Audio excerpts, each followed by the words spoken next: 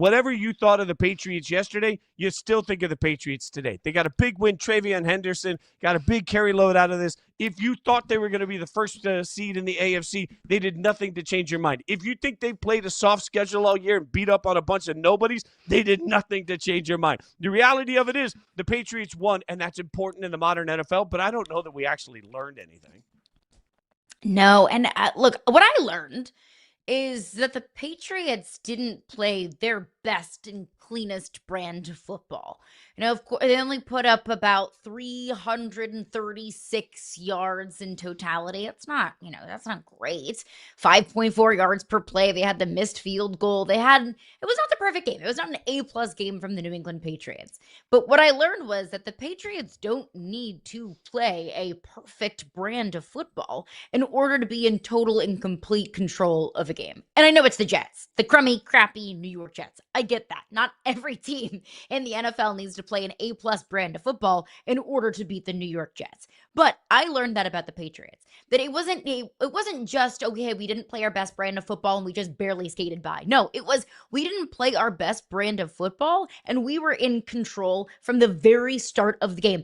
Even when it was kind of close, even when the Jets were able to make it a 1-score game, I still didn't feel like this game was in danger for the New England Patriots. I'm not a Patriots fan, but I don't think that any Patriots fans out there were, really kind of clinching and biting their nails whenever it was a 1-score game, because I think we all just collectively as a football society just were like, okay, well, the Patriots are going to go out there and they're going to do their thing. And I think that's really impressive. I think that's a sign of a really good football team in the NFL, is when you don't have to play your best A+ 100% best brand of football on any given night and you can still find a way to win. Fitz, can I say it? Can I say it after beating the crummy crappy New York Jets? Can I say that after last night, I feel much more confident in saying that the New England Patriots are Super Bowl contenders? Based on last night? You can. Can I say that? Yeah. I think I believe it.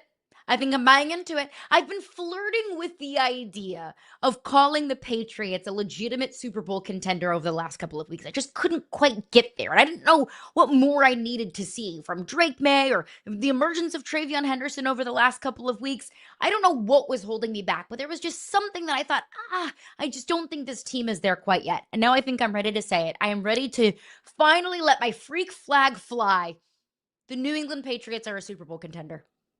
I just can't go there. I can't go there because, again, they're not beating anybody. And maybe they are. Maybe they are, but, they're just – prove me wrong. They're not beating anybody. And we're in this weird honeymoon stage. This is the weirdest part of what happens with the way that we talk about and cover quarterbacks as a general society. But they beat the Bills. And they beat the Bucs last week. Yeah, they did. They beat the Bills and the Bucs. That's I'll give you that. They beat a decimated Bucs team that I'm not sure we're not going to find out isn't exactly who we thought they were. But they did beat the Bills. I'll give you that. They beat the Bills. That's it. Again, as I said yesterday, the Patriots are 9-2. If the Chiefs had played the same schedule, I think the Chiefs would be at least 9-2. I don't.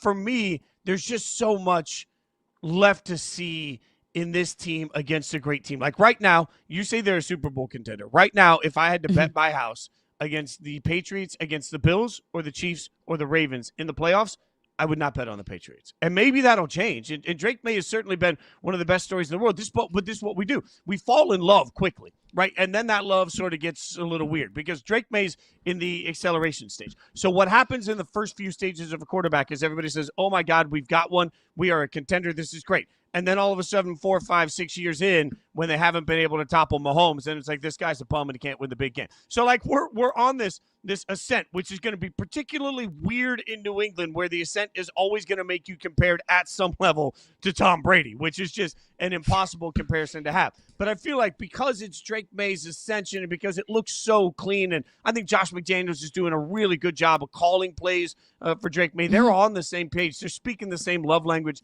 I like all of this. I like Treveyon Henderson getting a lot more run. And you and I both know from covering Vrabel, Vrabel doesn't like young players. So the fact that he's putting more and more faith and belief into a young running back, I think that speaks volumes to how this team is still developing. This is a good football team. They're just not a great football team. And I don't think beating the Jets on Thursday changed my opinion on that. I'm trying not to be overreactionary in the moment for once. I will be.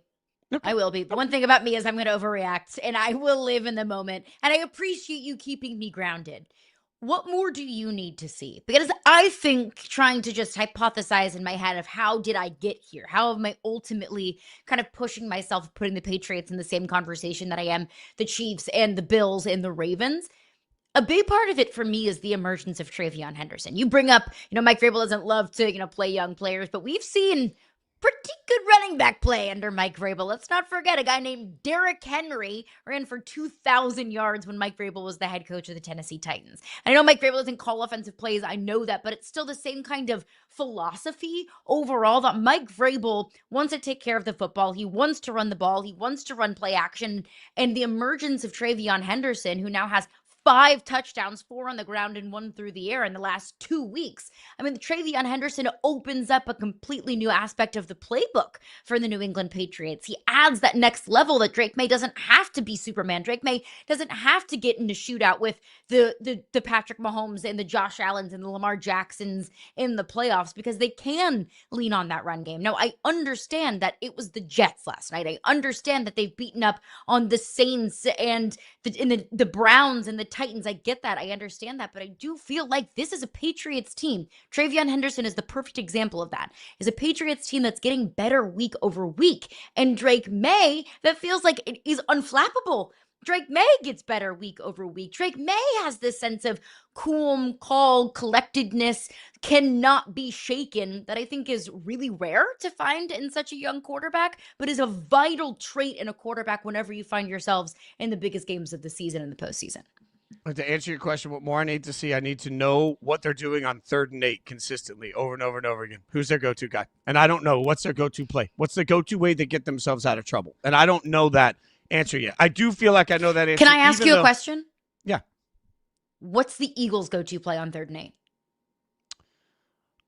They have enough playmakers that I trust to be able to make a play on 3rd and 8. To answer your question in a roundabout way, I think Devontae is still one of the best players in the world. I think Saquon's one of the best players in the world. I think AJ, when he's on, is one of the best players in the world. And they have a quarterback that's done it before. They've gotten themselves out of 3rd and 8 so many times. Like Mahomes can be the cheat code of Travis Kelce, but Mahomes is a cheat code that gets him out of 3rd and 8, right? I look at it and say 3rd and long, need a play. How am I saving this drive? And I think Drake Maye is getting to the point that he's great. I don't know that Drake Maye consistently yet is a drive saver. We'll find out. And to be fair, this is the same thing I've said about the Bills too. And the Bills have Tampa Bay coming up this weekend. We'll learn a lot about the Bills and Tampa Bay both in that matchup. I want to be fair. I think the Bills are also missing that weapon that makes 3rd and 8 easy. Part of the reason that I'm sometimes scared of Buffalo is the same exact thing.